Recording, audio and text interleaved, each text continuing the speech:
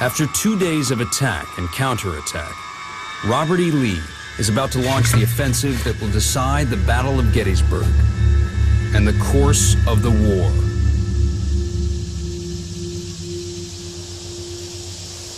He's sending in 12,000 soldiers, anchored by George Pickett's division, his only fresh troops. Their mission, attack the Union center and cut the Army of the Potomac in two.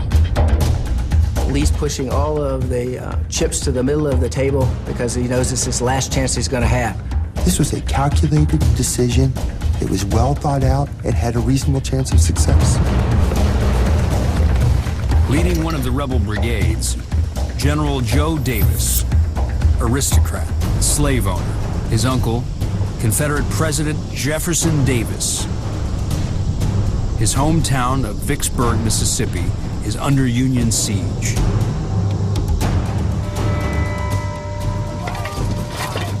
To weaken Union defenses, 160 Confederate cannons move into position.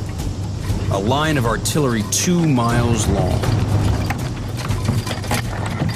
Against them, 100 Union cannons.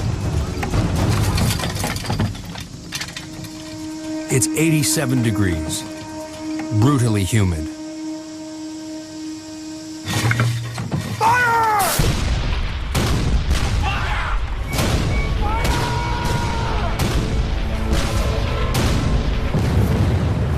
It's the largest artillery barrage ever in the Western Hemisphere.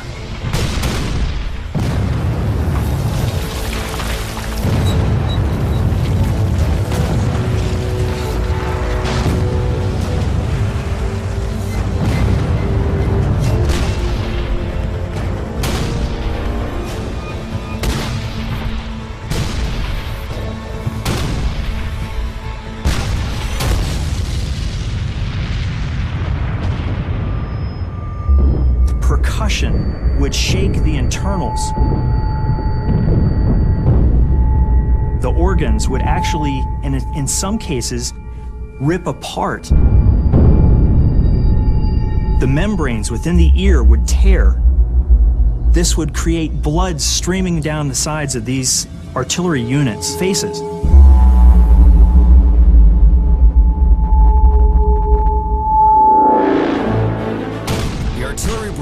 Can be heard in Harrisburg, Pennsylvania, 40 miles away.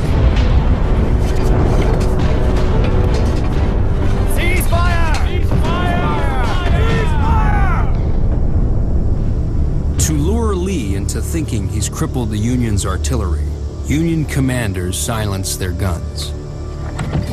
By 3 p.m., Confederate artillery also stops firing. An eerie quiet reigned over the battlefield. All the smoke from that bombardment still sat on the windless day. The Yankees expected a huge attack from the Southerners. The Southerners knew what they were about to do and what they went up against, and it must have been an intense moment as they stared each other across the fields.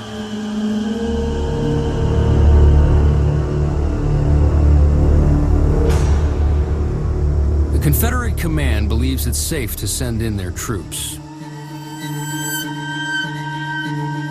Time to set in motion one of the iconic battles of the Civil War.